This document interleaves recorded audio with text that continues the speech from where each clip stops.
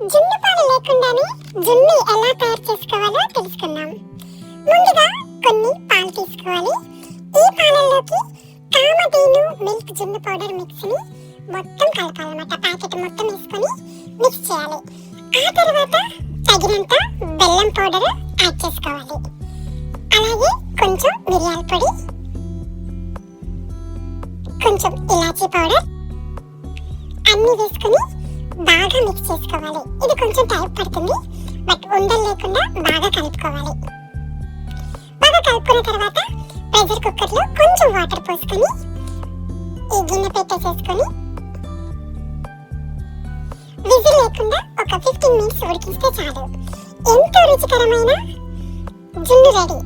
జున్ను పాలు లేకుండానే జున్ను రెడీ అయిందనమాట. చూస్తుంటేనే నోరూరుతుంది కదా, తినాలనిపిస్తుంది కదా, తినేసేయండి.